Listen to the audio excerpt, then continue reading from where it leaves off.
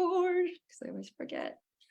All right, you guys, welcome. Let me push record. So we have a copy of this, and I always forget.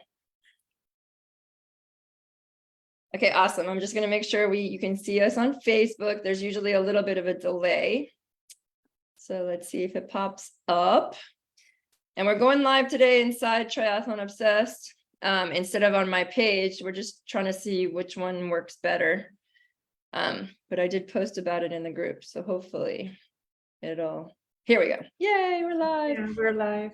Okay, cool. Awesome. Well, welcome you guys. Happy Wednesday. I'm super excited today to highlight super triathlon couple, Carmen Lotti and Jose Alvarez, who have been a part of my group. Well, Carmen's been here longer. We had some convincing to do to get Jose to join us. And we're going to talk about a little bit about both of their journeys through triathlon because they are total rock stars.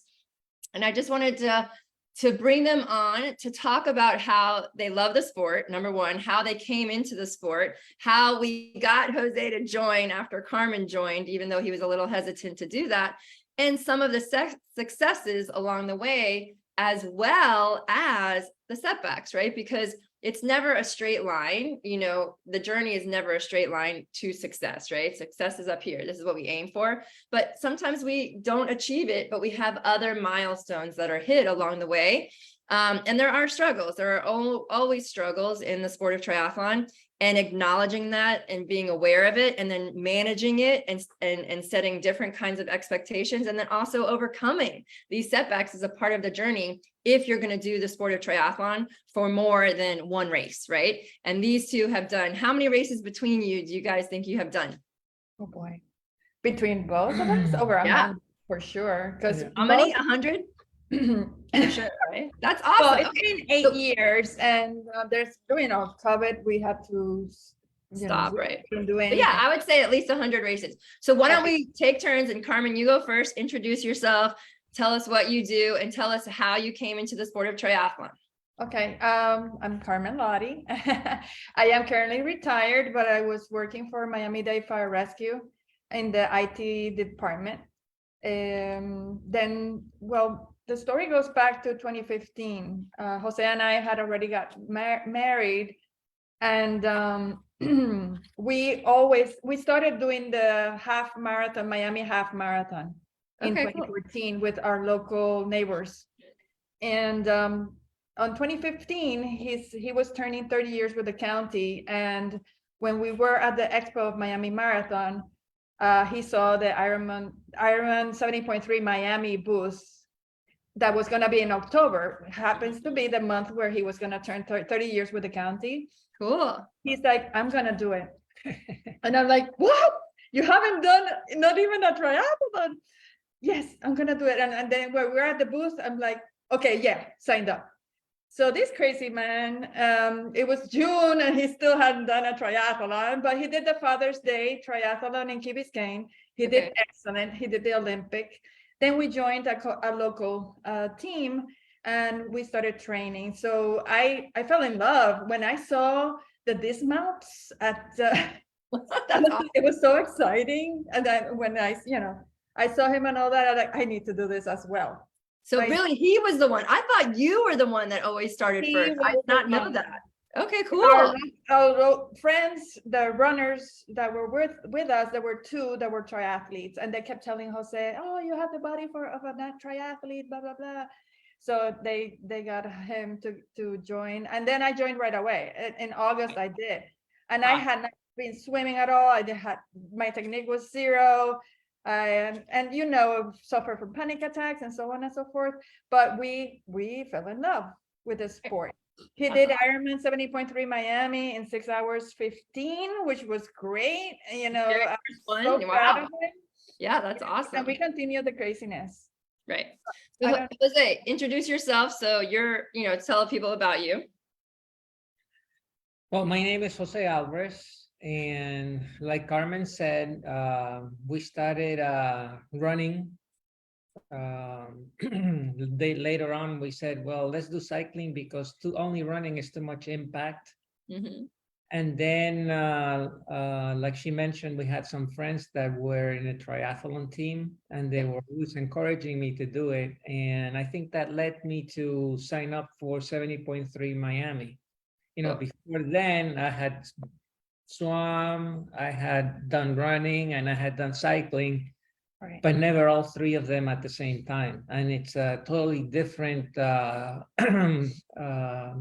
way of training for that kind of activity where you Yeah, have the two distance. sports.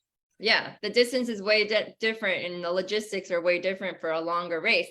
So that's cool. And you're also retired now, but back in 2015, you guys were still working full time, right? Correct. We were both Yes. working. So, we would get up early in the mornings, 4:35 to train. And then the weekends, and that's how we started to get to know everybody locally. Yeah. And I started seeing you at the Miami Man talks, the orientations. And so I knew you were really always very thorough in your talks and the way you would tell us, tell the audience how to prepare for a triathlon and so on and so forth. So I had my eye on you for a long time. And awesome. So coming into the sport as a newbie, you felt the need to join a team, even though it wasn't my team. You felt a need to join the team to get Correct. support. Would you say that's true? Yes, Yeah, and it was important, right? It made a difference, right? definitely, because you get to know other people that are in the similar situations as you are. You can compare notes, you can motivate each other. Yeah. And we really love that environment. Yeah, and you learn from each other, right? And Yes. the things that you're afraid of, sometimes you see someone else doing them and you're inspired, like, hey, if that person can do it, I can do it too, right? Right. Okay, so 70.3 was really Jose's first race, and Carmen, you did a few sprints. But since then, you've done 100 triathlons. So let's go through the progression of distances. And what's your favorite of the sprint, Olympic, and half Ironman? You have either one of you done a full Ironman yet? No. Ah, No, is that a goal or no? You guys don't was want. it used to be, but Okay. every time we finish at 70.3, I would ask for Jose. Yeah. Would ask him, do you want to do a full? And then he's like, no. But the thing too, also talking about the progression, when Jose signed up for Ironman Miami 70.3, I said, well, if we're doing Miami, I have to do Puerto Rico. This is my hometown, it's my race, my family's there. And so I had signed up for Ironman Puerto Rico 2017. And why don't you mention who you are, that you're a famous person in. Oh, well, I am Miss Puerto Rico 1981. Yes. Pageant that represented the island back then, and it was a great honor for me to do that. Yes. That's awesome. So that's nice that you come back every. On top of that, right. How many times have you done that race, the 70.3 in Puerto Rico? Puerto Rico, 5 times. 5 times. That's awesome. Right. Both of you have done that one. Yes. So I decided to do Miami 2016 before doing Puerto Rico to see what I was gonna run into. And Right. Well, it was really challenging. I finished it, and so then we did Puerto Rico. And that was the beginning of the 5 times that you've done it. That was one of the first one, right? Yeah. And so Miami, I know Miami 70.3, that race was so tough because the waves were huge and the wind was so strong on the bike. So the fact that you finished it. Now, after you did that 70.3, how did you look at the sprint and the Olympic distance? Did you think, oh, I really like this long course stuff? Or was it like just the challenge of it that you just wanted to keep doing it? The challenge of it, I mean, I was concerned about doing the sprint distances because it's 100%, right? But the Olympics or internationals, right? Because the internationals are a little bit less than the Olympic distance, were tougher, especially during summer. Yes. No. That's so funny that you think a sprint is hard, like in your mind at that time, at least, you were thinking that a sprint is actually more difficult. When you think of it, other newbie triathletes look at a 70.3 or a half Ironman. And if you guys don't know the distances of a half Ironman, it's a 2,200 yard swim, a 1.2 mile swim, a 56 mile bike, and then a 13.1 mile run, all back to back to back. right? So that's so interesting to me that you're like, oh, I'd much rather go do that than an hour and a half long sprint. That's hilarious. I know, it's crazy. But Right? now that I'm with you, I am learning more, definitely with the sprint distances, you Yeah, know. and the benefits of doing that. So we're going to get to that. Let's talk. Okay, so you guys are already veteran triathletes. You've already done, probably 10, 15 triathlons, and you're living in Miami. You've seen me at a couple of races. So what made you choose Full Circle Coaching? I know now, Carmen, you came first. So what made you choose us? I needed the local feedback. Okay. And I was not getting that before. I actually was with an online program for a year before I joined you, because we were also in the middle of COVID. Yeah. There were all sorts of issues. We decided to leave the other team. So Jose was fine with online training programs, Right. but I needed something. So that's when I joined the other group online. But still not the same. Right. Not the same to get, you're training still on your own. You don't get any feedback. You think you're doing things properly, but I wasn't really. Right. So, and based again on your talks and stuff, I knew you had the experience, and I had seen the quality of your work. So then we started kind of talking via Instagram. Right. And then I decided to join you. Yeah. And that was just before I went Puerto Rico last year. So it's going to be a year and a half. Yeah. We're together a year and a half, and then Jose joined later. But speaking of that, like, what would you say initially was different? So the thing is you guys train.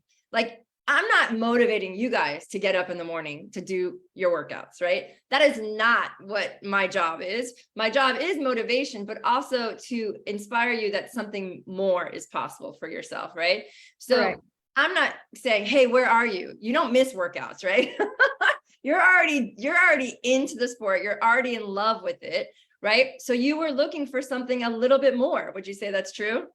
Definitely, because of I never had any feedback on the three sports. Oh, interesting. On the swim, on the bike, especially on the bike. We were pretty much on our own. I learned from other cyclists that were more experienced, and they helped me.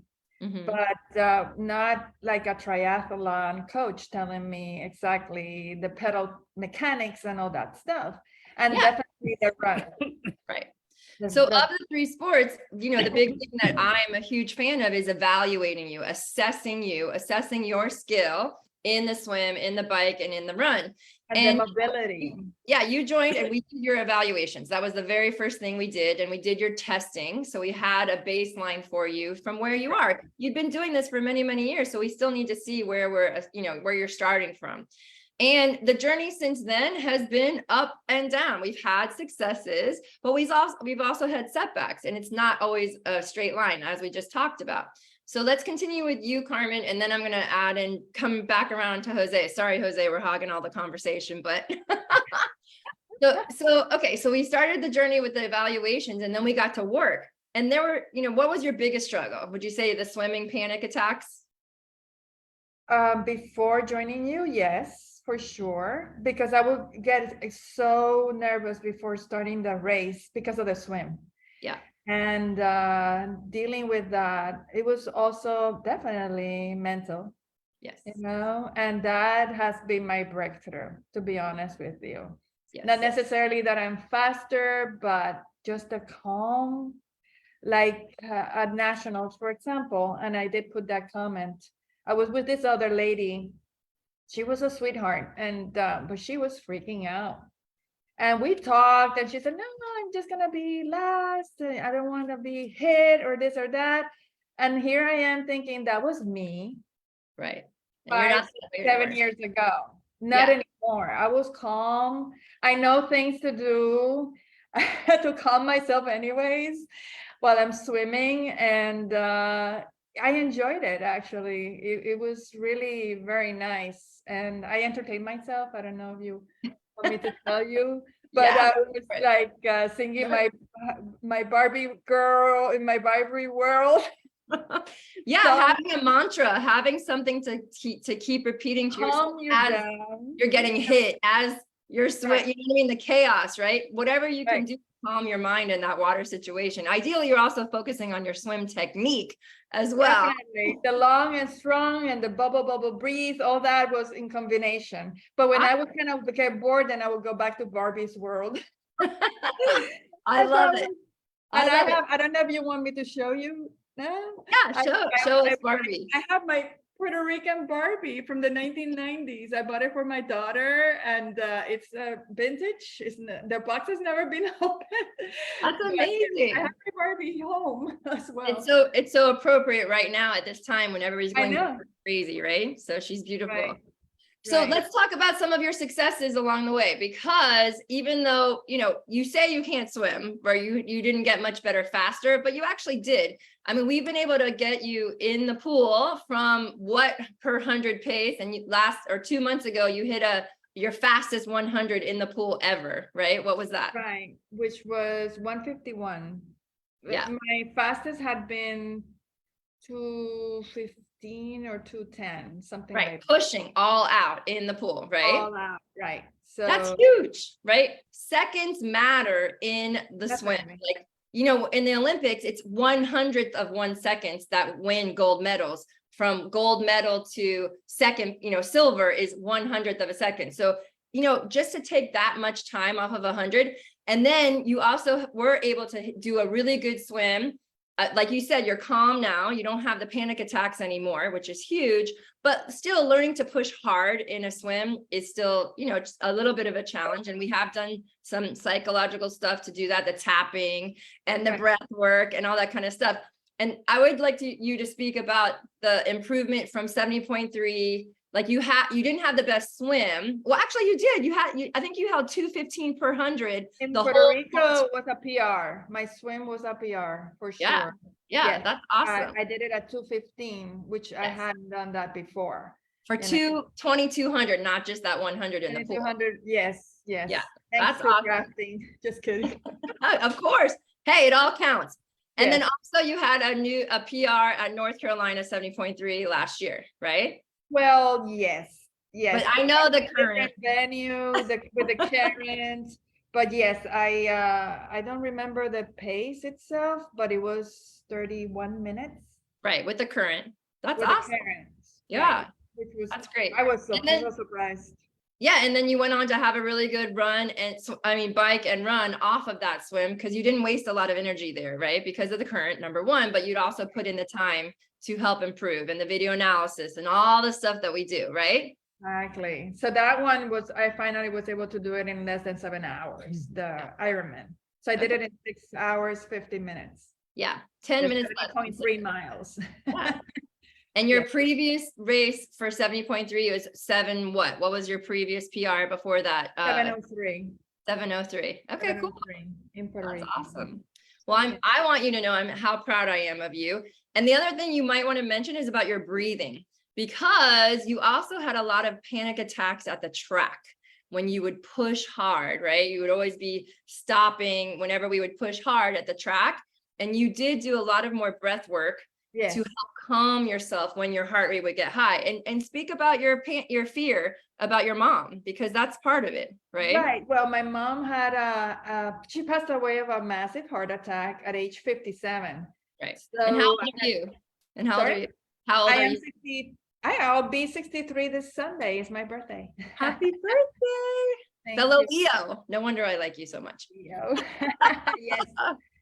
And so I was always afraid, my heart doctor, he's a good doctor. I had been seeing him for 23 years now. But he was always like, be careful, you're getting older and so on and so forth. Just make sure you go by your feel and so on and so forth. So that will always set me back. And I'm like, oh, my heart rate is too high. But then I always remember Jack telling me, do you know that your heart rate goes even higher when you're cycling? And I'm like, no. And I love, of the three, cycling is my favorite by far. I love cycling. I'm like, oh, okay. So I learned to deal with that and accept it. And actually that's another breakthrough for me, where I am running without stopping. Yeah, If anything, I and slow looking at your, down. not being afraid to see a higher heart rate and keep Correct. going, Right. right? Right. Knowing that you're safe and you've done the work. And like she said, Coach Jack was the other coach that she was mentioning. But yeah, your heart rate, you were comfortable on the bike pushing really hard because you obviously your heart rate's not as high. You don't feel the stress as much as you do when you're running because the bike is supporting you. So the fact that your heart rate was getting higher on the bike and then you were holding yourself back on the run, you were just limiting yourself from what's possible, right? And that's the And one I'll never thing forget- about working with you is that we get to know our bodies, Yes. our heart rate, our power, which is something I never really paid too much attention to before, or I didn't know Data. numbers, Numbers and data. the numbers and data, right? And so my favorite workout that I gave you was, remember the 7x1 mile with 30 Yes. seconds rest? Because you didn't believe that you could hit the same pace mile after mile after mile without walking a minute between, remember? And I'm Right. like, okay, I'm going to prove it to you because my belief in you is way higher than your belief in you at that time, right? But I Right. knew, I had seen your workouts. I had seen you put in the distance. I had seen you put in the time, and it was all there written black and white with all the numbers. So at the track, it was just a great workout to build your own confidence because you hit it no problem. Like you weren't even exhausted after that workout just because you stuck to the plan. And I feel like that's another thing that you also really improved upon is creating the plan for the race and then following it. And even when things aren't going 100% perfect, you keep going. Right? Yeah, right. And you keep going. But by the way, people may not know, but a track is 400 meters. So four times that is 1 mile. So I did 28 that day without going crazy.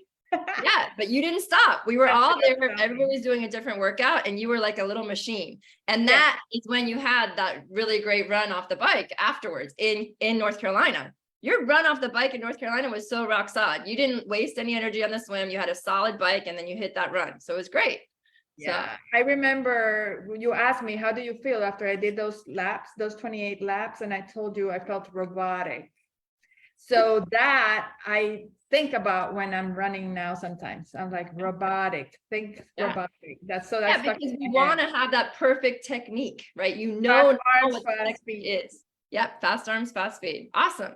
Well, I love sharing your journey. And how did you convince Jose to come? Because he was not interested in joining Full Circle at all. Am I right? Well, we're definitely a team. And I told them we are a team, so you need to come with me and train with Erin, give her a chance. Because he was, like you mentioned, I think a lone wolf or something like that. Yes, he's a lone wolf. Now, don't get me wrong, Jose, you know a lot. Like you love data, you love numbers. You guys are so into technology as far as equipment. Yes. Like I don't know how many helmets and wheels and all the gadgets you guys have. Power. I take care of the fashion. He takes care of the technology. Exactly.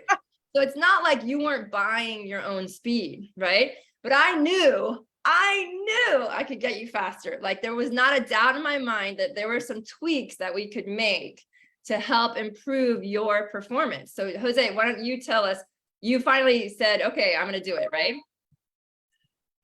Yes, well, before joining Full Circle, I had been using an online coach. And basically what I was doing was preparing for each race, and I would take a program for sprint, not for sprint, but for Olympic or for half Ironman, and just follow the plan. And I've never had a problem, like you mentioned before, putting in the time for the training. Yeah. I did all the training, I followed it.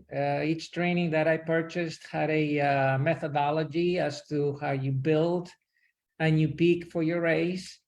And it seemed very logical to me. So I was always putting in the time, putting in the effort, and then doing my races. And I was fairly successful. However, what I found out was that there comes a point where you could be putting in all the effort and all the work, and you do as best as you can, which in some cases might be okay. but I wasn't as efficient as I needed to be. And I think, by the way, Lionel Sanders said that after the PTO US Open Efficiency. in one of his vlogs. He has now the same mentality. He said he's been putting in the work. He feels strong He when has he the runs. engine. He has the engine, Definitely. but he wasn't being efficient. And I think that hit the nail on the head for me. I wasn't being efficient. And by being efficient is, okay, I'm swimming, but am I swimming with the right technique to make the best that I can out of a race swimming? Yeah. Am I running with the right form, maximizing my breathing and my form so that I can be as efficient as possible? And on the bike, am I concentrating on what my power output should be in order to maintain a level of effort that is not going to affect my run, but still is strong enough to do as best as I can? So when you put it all together, efficiency, you get so far with effort and doing all the work, but then to take the next step forward, you need to then be more efficient at what you're doing so that you can maximize the time in the sport. Yeah.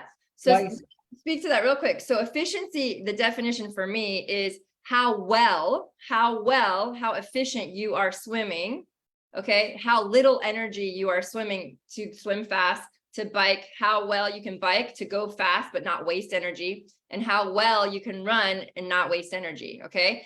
And there is biomechanical correctness involved, right? So the video analysis that we do with you guys is assessing all the aspects of your swim so that you are not wasting as much energy and potentially can go faster with the same effort. So the same thing for the bike. Is your bike fit dialed in? Are you in that aero position? Can you hold it? Can you produce the watts? You know, we test you on the bike and we have a baseline for the watts. Can we improve that by training your VO2 max, your lactate threshold, your strength on the bike, right? So we're trying to help you get faster with the same effort with the positioning and with the skill of cycling. And then of course the run, the same thing. And the run's really the most important because it being efficient, because it's the end of the race. You're already tired from the swim and the bike. And if you're not efficient on the run, that's where things tend to blow up. And then the other thing you spoke to was pacing, right? So being able to pace, you can't go all out on the bike and expect to run well. You have to find that sweet spot where you're going as fast as you can, being as efficient as possible without wasting too much energy so that you can deliver on your run, right? So I just wanted to clarify that for everybody else. And there were some flaws in your technique. So we would be at the track and you would be doing your own workout. And I'm like, oh, I just want to get my hands on Jose. You know, I could fix him. He's going to get faster. And then in the pool, you would be over there in your lane and Carmen would be with us. And I'd be like, oh, I got to work on his timing. He's dragging his legs. I know he would get faster, right? So I'm really, really happy that you trusted your wife. And saw that her improvement was happening and you came and joined us. So we talked about Carmen's, wins, like it's been mostly mental, but also physical. I mean, and you're still in progress. You're getting stronger. Your bike is your sweet spot, Carmen. You're getting stronger there. Your run, your consistency, it's getting better. And your swim is your whatever, that little thing that is the hardest, but you've come a long way, right? And you're not done, right? You guys are not done. But Jose, what are some of your successes, if you can speak to, from the last year? Well, I think over the last year, I have become more efficient because of the direct coaching more than anything else, I want to say. Sometimes you watch YouTube and sometimes you do your program that you purchased online, but you're not seeing how you're doing the exercises. And I think I have come along over the last year in that I have corrected a lot of the bad habits I had. I still have a lot. It takes a long time to break bad habits. Right. But I think I'm running with better form. And every time I run, I'm more conscious of the form rather than the, the interval that I'm doing. The same with swimming. I had seen a lot of videos, but the video analysis that you do, even though you think you're doing it correctly in the pool, then you look at yourself and then you have somebody looking at you that knows what you're doing. And I see my legs dragging, not coming out of the water, my catch, the timing and the catch not being there.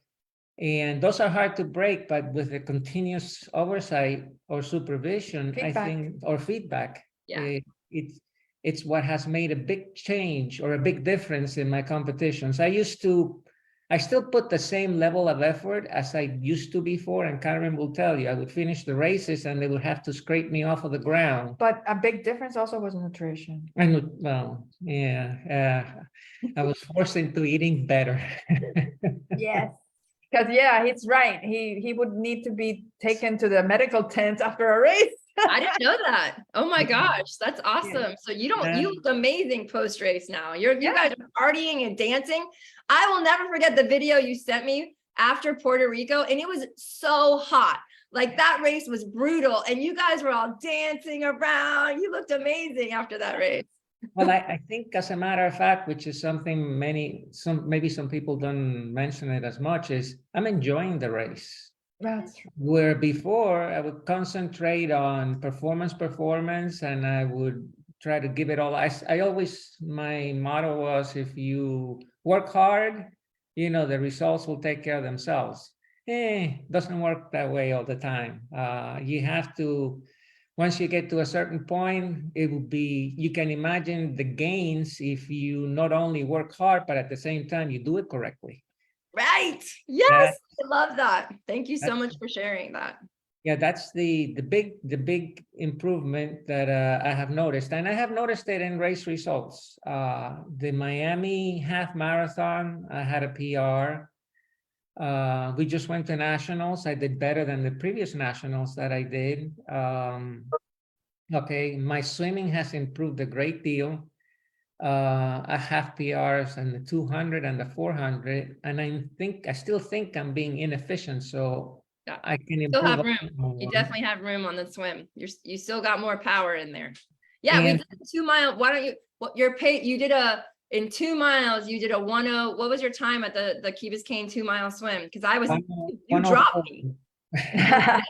It was 104 and 1 hour, 4 minutes. 4 minutes. That was amazing. It was like a 151 pace per 100, right? Correct. That's smoking fast, and you never slowed down. You had the fitness. At the turnaround, I tried to stay drafting off you, and you dropped me, right? You got 2 minutes on me on that second mile, right? I was like, Jose, I'm so proud of you. Like, who is this guy? And something you have said in the past is, start slow to finish strong. Yeah. So I started very not slow, but I started relaxed. I think that's the difference between start slow and I was relaxed. And then coming back, I said, well, it's time to move a little faster. So, and we were going against the current coming back also a little bit. Yeah. Negative split, right? You leave something in the tank to finish strong. So that was awesome. But let's go a little bit deeper with the numbers, because I know you had a PR for 70.3. You went, I don't know what your previous PR, but what did you do in North Carolina? What was your PR there? In North Carolina, I did a 550, and I had never broken 6 before that. Awesome. So, and this time I have a very aggressive goal to trim down 15 to 20 minutes off of that. We're going back to 5:30. North Carolina after a year, 5:30, right? So Your we're goal is- hoping we are going to PR on that one as well. And that would be a full year of training that would definitely show the if I have improved, which I think I have a great deal. I mean, I have PRs in running and swimming. I have maintained or bettered my bike a little bit. So I'm very happy, and it's not that I'm working harder. I think it's because I'm more efficient. Yeah, you're working smarter, right? You have so much more skill now. You have race skill, you have strategy, and you have the nutrition piece.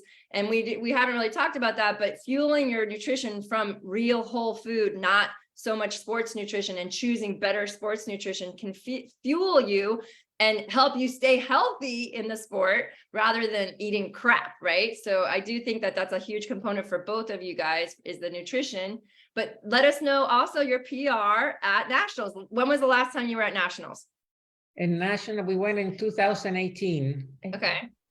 And I did 251 there. And the races, amazingly, they're pretty similar. You know, they choose venues that are very consistent. Yeah. And this time I had a 238. That's huge. It's That a is big huge. improvement. And the thing is I think I could have done better on the run than I did. But I had a sort of like an inconsistent, like you mentioned, the highs and the lows. I had an inconsistent training block because of injuries Oh, and yes. sickness. We were sick the month before. And I thought I could have done better in the run. I didn't meet my goal exactly, but still did better, 3 Overall. minutes better than in 2018. That's awesome. Congratulations. So yeah, so it's about consistency in the long haul, right? You guys made improvements, I would say, after the first 6 weeks when we retested, right? You already saw improvements, and that's how you wrap your mind around, okay, this is working. But when you stick with it, because we don't stop evaluating you, we don't stop assessing you, we don't stop asking you, what's your goal for the race? How are you going to get there? What power are you going to hold? What pace you're going to hold? What, all that stuff doesn't end after the beginning. And in my opinion, that's where we at Full Circle Coaching do things differently. It's not a fire and forget. We're in a relationship for the long haul, and we're here to see you improve every single opportunity we can with every single race. Maybe the overall time at every race is not getting better, but pieces of it are improving. A lower heart rate, more like you felt better, you had more efficiency, you didn't freak out, you didn't have a panic attack, you didn't stop, right? And for you, Jose, you're actually seeing those times drop, right? So it's just it's a long-term commitment to the results. But even from the beginning, you start to see the results, it makes you stay motivated to keep going, right? And let's talk about that a little bit, because you had a lot of setbacks. And honestly, it's normal. And this is where I think triathlon helps us in life, because guess what? Life gives you setbacks. And when you have the ability to push through them in a smaller area of your life, like triathlon, and you're like, I overcame this, I did this in the whole sport of triathlon, you have more confidence in other areas of your life. Would you say that's true? Yes, Definitely. Yeah. So tell us about some of your setbacks, because it's been a laundry list. Well, I guess I'm of the two, I'm the one with the most issues this year. Jose had some too, though. You guys both. Yeah, because I started with a hip pain. Yeah. So I had to deal with that. At the same time, Jose had a glute issue, right? Which was at the beginning of the year. Yes. Then I developed Achilles tendonitis, and that I'm still working on. Yeah. But I've learned so much about my body and the things that I can do and how to heal it and so on. And the mistakes I made trying to get better, and I was just in a vicious circle. And then now I'm finally on target. Yeah. So yes, and we did get sick. We got a cold. We were supposed to have done a race in July at Fort Pierce. We went with the bikes. We took the bikes with us. They slept with us in the bedroom. That morning we didn't get up. We realized it would be a big error to have raced with those, the congestion and everything that we had. Plus we were sick. I'm always very concerned about that, not passing it to other people. Right. That's very considerate. You're smart. You don't want to push your body in an already stressed state, and you would have set back your training for nationals. We were 2 weeks away from nationals. Yeah, exactly. Right. So we had to take care of our bodies before then, and within the following week we were fine, and we were able to continue training. And then we went to Milwaukee, and we had the time of our life because we also had the PTO races there. We saw the pros, and It was a weekend of full of action. We saw some teammates from Team USA, Rob and Maggie, and so many other friends that were there as well. Yeah. And we had a great time, and that's part of why we love the sport. We enjoy this type of events. We see how everybody is doing their best training and so on and so forth, and we like doing that, and we like sharing it with our teammates as well. Yeah, and it was really cool to see the PTO, and you guys were live watching it, but did you see all the setbacks that all the pros had? I mean, Yes. Jan, who's my all-time, he's the GOAT, but I love Jan. I've been with him throughout his entire career as far as a fan. But he realized he was at the front of the bike that he could not hold that power. It was out of his wheelhouse. And he knew if he kept going, he would not be able to have that run that he wanted to or needed to off the bike. So he dropped back into third or fourth or even fifth place during the bike ride, right? And then he went on to accelerate off the bike, and he held that pace, and poor Christian, who was supposed to win, right? He got the cramps, and he admitted, wow, I really did not have enough time in my aero position. So specificity of training is so important. The pros are just like us, right? They do the same things. We don't always think straight, and it causes injuries and it causes problems, right? And there's always going to be a setback in the moment. It's how you handle that. And that goes back to Carmen, like me really encouraging you to race, sprints, and Olympics, even though you like that longer distance, because you just get race skills, so you can figure out how to get out of any situation and just keep going, right? One thing that caught my attention about the pros talking after the race was how they kept talking about keep going, even though they were in so much pain. Right. The mental game that they had to go through their heads. And even West, when he crossed that finish line, he collapsed. Everything he had. Yeah, he was amazing. That, and you get like, oh wow, so they're humans just like us. We go through the same things, and they push themselves, and they excel. Yeah, so that's like a great example. Yes. Yeah. Well, awesome. Well, I really enjoyed our time together. I love you guys as a couple, and I think you're just such an inspiration to our whole team. And train together, stay together, you're married. It's just such a great dynamic. And we love having you guys at practice. Jose is like an expert on the bike as far as mechanicals and stuff like that. So he saves a lot of people at the workouts, that's for sure. And I do have to also say, Carmen, your outfits, you have a different outfit for every day. So I do see that, and I admire that. But is there anything else you guys would like to share? Well, I wanted to mention that Full Circle is also the one team that I noticed that we're not the only couple. There's other couples like Coach Dennis and Adriana, Enrique and Claudia, Jessica and JJ, Ada and Aaron, which Aaron, we have to work with him. Yeah, we got to get him out here. But I have to tell you, I agree with you there, because there is something about Full Circle. I have successfully set up before they were in Full Circle. They ended up I set up JJ and Jessica and Dennis and Adriana. I have 11 couples that have come together as a result of Full Circle coaching. So, there is a connection there. But thanks for pointing that out. All right, you guys, anything else? After North Carolina, we're gonna try to qualify for Team USA Worlds in Daytona in December. Right. Yeah, your goals for next. So you're gonna do the aqua bike at Aquabike, yes. Because Worlds is like 3/4 of a full. Okay, cool. We decided to do the aqua bike, and so we'll be doing that. And I believe somebody that we're talking to is gonna join us as well. Yes, it's on my calendar as well. And you're right. The swim, instead of a 2,200, it's like a 2,800 swim. And then the bike is 75 miles instead of the normal 56, because we're not running off the bike. And I have already been to Worlds in Canada for aqua bike. I'm trying to think of what year it was, but it was an amazing experience, and getting to go to Australia would be absolutely awesome. So I'm excited for that adventure, and hopefully we all get to go together when we qualify at Clash Daytona in December. So I love that goal for you guys. And I do have to ask, Well, there- it's gonna be in August of 2024, our birthdays. Our birthdays. Oh my God, that's perfect. I Yeah, love You're a Leo, you're an August baby as well.